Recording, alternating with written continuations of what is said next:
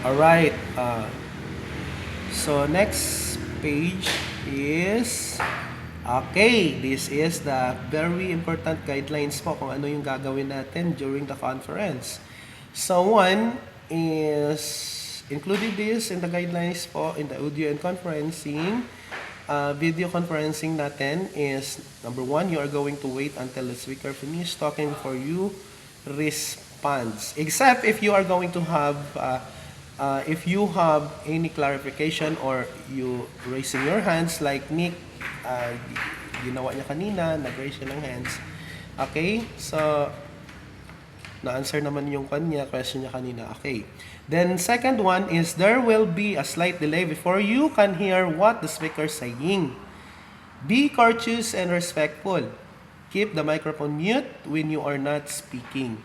So, ako lang po yung naka-on muna ng microphone so that ma-clear po yung voice ko at saka yung discussion ko po. If kayo lahat naka-open ng phone, so di-distract yung na ating class. Okay. So, another one, after the conference, you're going to leave the venue the way it was set up when you arrive. Kung tapos na po yung atong like for this one, nagklase tayo dito on online conferencing. So, pwede kayong mag-leave kung wala na pong ibang tinatanong si teacher sa inyo. Like for example, si Lil talaga, gi-confirm ko naman siya dito, hindi siya talaga makapasok. Okay? Ayan. Action failed po talaga. Basig, mayroon po siyang problema sa data niya po or either sa phone niya or either hindi siya download ng apps ng Teams po. Yan po yung gagamitin natin. Yung Teams po na apps. Okay, so now we're going to next tackle what is the online servitol? What is this? Okay, now the online servitols, the meaning of this or definition of this is a questionnaire created as a web forms with database which is completed by respondents over the internet. The use of online surveys has increased because of its advantage to researchers, companies, and individuals to gather data in a wider scope. May tanong lang po ako sa inyo. Raisa, di ba naaman mo research? Hello Raisa, are you still there? Okay, may research di ba kayo? Wala, sir. Wala kayong research? How about kayo, Nick? Si GM, hindi man nakapasok si GM na ano kayong nangyari kay GM? Sir, we have a lot of research po. Dahil na po yung pinapagawa. I-report na lang po. Apa, bukas na lang po yun. Sino itong nagsasalita po, si Nick? Okay, sige po. Bukas na lang, Nick, ha? Alright. Sige. For example, for this one class, gagawa tayo ng ng online survey din. Okay? For example, your product ay yung inyuhang ginabaligya good. Okay, 'di ba? Nag-set up naman tayo noon. 'Di ba? Yung first week ng class natin kay because yung supply at saka product, 'di ba? Tapos naman tayo noon. Until now, wala pa pong sa grupo ninyo. Oh, another one. Oh, nag-leave naman po sila. Si Raisa na lang yung naiwan. Leaving na po. Bakit kaya? Sige. Next one is tingin lang tayo. Parang nag-tutor na lang ako nito. Yung iba hindi talaga makapasok. Okay. So, the next one is the advantages on online survey. Online survey kasi, paspas ka ay siya, gamit ang data lang gahapon ninyo or yung phone ninyo. Okay? Kasi may dalawa tayong klase na research po, yung quanti at saka quali. Yun lang muna yung pinakamadali lang po, hindi na tayo gagamit ng spiral, ganun, okay? So, quali and quanti lang po yung pwede natin gagawin. Yung quali kasi is gathering data using internet, okay? Using data, ganon, using gadgets. Yung quanti naman, kukunin mo yun sa sa mga persons na may hard copy kayong ibibigay sa kanila. Okay, yun ang kaibahan ng dalawa. Pero ang pinakamadali po yung quali po. Okay, kay maskin sa layo sila, pwede nimo kuhaon ng ilahang mga response. Alright? Napakadali lang pong gawin yan, yung online survey using the software or using the Google Apps yung gihapon siya. Okay, so the first one is the advantages on online survey is the faster, the distribution in quick and response time is faster. Then the second one is more accurate, cuts down on errors since the questionnaires are programmed and response are stored automatically for easier analysis. All right. Ayan.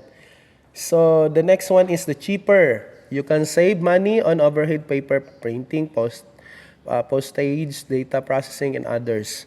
Then easier to analyze. The results are available immediately for analysis. Some tools present data and graphs and even provide analysis tools. Mayroon na po yun. Doon sa natin, makikita po yan sa Google Drive. Ituturo ko po sa inyo. Pagdating nyo ng grade 7, hindi kayo mahihirapan na po. Okay? Grade 7, grade 8, grade 9, grade 10. Madali lang po gamitin yon.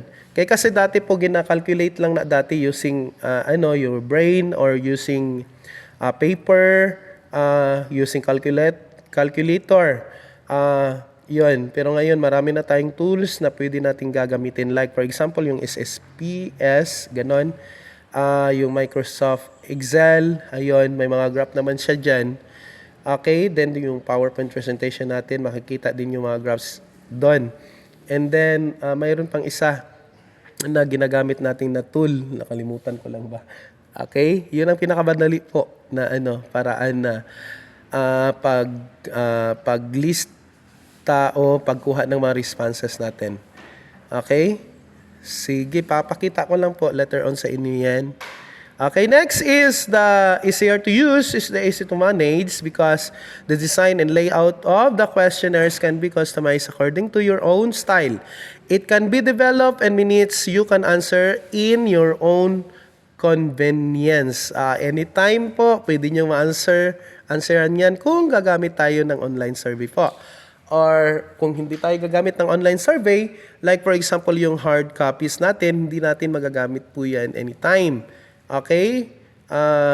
Dapat sagutan nyo kaagad tapos ipasa nyo sa nagawa ng research. Okay? Hindi kagaya ng ng online, anytime pwede kayong sa midnight, tanghaling tapat, ganon, morning, or either pag matanyog sa'yo, doon nga kayo mag-answer. Depende rin kung may data kayo. Okay? Kung walang data, siguro, magpapaload na lang kayo. Right? Napakadali lang po gamitin ng apps na yan at sa napakadali lang po na gawin. Okay? Basta, interesado lang matuto. So, right now, and the next slide please, the disadvantage na pod is disadvantages on online survey is inability to research other samples, then survey fraud. Some participate for the sake of getting incentives. Also, there is no way of checking whether the survey is completed by the right respondents. Mauna siya. Okay? For example, tong hard copy po, makalimutan na lang. Nato siyang i-check. Magbuhat-buhat na lang ta. Okay? Usually, mawala po itong atong hard copy. Kana siya, pagkahuman mo, replace na lang tag another one and then musulod na dito ang plagiarism or musulod na dito ang basta ang daming mga dyan. Okay, then next is absence of interviewer. The respondent has nobody to ask for explanation to questions that are here to understand. Yan po yung ibig sabihin nun, ha? Yung sa online survey natin at saka sa hard copy natin na ibibigay ng mga questionnaires po. Okay? Kung online survey, hindi isa makapangutana. How about sa hard copy yung unsaon manim, pwede pa ka mangutana dito. Okay? Sige. Pumasok na si Nick. Then si Lil talaga. Action failed pa rin. Sorry.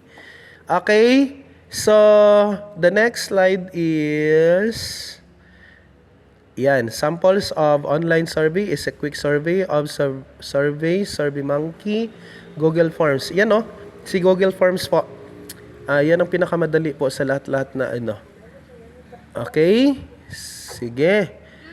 So, kids, I will give you some activity no. Nakabigay ko naman yung mga activities natin. For now, siguro, you are going to finish your output po. Okay? So, Raisa, paki-screenshot po yung kuha natin ha, kung sino yung nakapasok ngayon. Yung hindi nakapasok, unfair naman sa iba kung bibigyan ko ng 50 points kaagad. Okay? Pero sa susunod, pasok yun sila. Okay? Pero ngayon, bibigyan ko sila ng chance pa. Pero wala silang 50 points. Kayo nakapasok dito, mayroon na kayong 50 points. Okay? Raise question daw. Sige, raise question. Everybody, mayroon bang katanungan? O ako magtatanong sa inyo? Nick? Raisa? Samantha Fiel? May tanong? Wala? Okay, ang tanong ko sa inyo ngayon, nagawa nyo ba yung kwan ninyo, pinapagawa ko sa inyo? Opo. Okay, ready na ba kayo bukas? Opo. Alright, very good. Kung ready na ha, sige, patunayan nyo yan sa akin bukas. Another 25 points na padugma kung ma-present ninyo ang inyong output. Ang gagamitin natin bukas po using HDMI, then you have a flash drive, and yung malaking monitor screen natin doon sa school. Flash drive lang at saka ano ha, HDMI, mayroon na tayong HDMI. Okay? Di lang tayo muna gagamit ng phone yung ano kasi mahirapan tayo makapasok kasi nagaloading. Gitry ko tong niagi, nagaloading man siya. Need siya ng data po. Okay? Tong cellphone to monitor screen, yung dako nga TV nato dito, need siya ng data. Kailangan may data yung yung screen din. Oo. Sige, for now, kids, sige ha. See you tomorrow. Then make sure na matapos niyo yung gawain ninyo ha. Tanong lang po. Tanong ko lang ha. Sir, di ba nag-suspend man si Mayor po? Ulitin ko naman ha. Ng klase po. Yes, nag-suspend siya. But mayroon po tayong palisiya po. May memo po tayo na sinusunod po. Alright? Kahit suspended ng klase po, tuloy-tuloy pa rin yung klase natin. Pwede tayong pwede tayong makaklase for this kind of activity online. Okay? Ang tawag nito po is asynchronous or synchronous class. Rather, synchronous class. Okay? Online po tayo. Yung isa po is asynchronous po yung tawag doon, yung module. Okay? Kasi lang yung module, ayaw ko yung module kasi yung iba, pagka kinabukasan na sagutan. Alright? So, mauna ang pangutana ha. Ang natubag na nako kasi may nangutana man gud sa GC. Nagreklamo na pod. Timan-an jud nako to kung kinsa tong nagreklamo na pod sa GC nato. Alright, sige for now class. Goodbye na and then make sure na tapusin yung mga activities natin. Sige, bye-bye!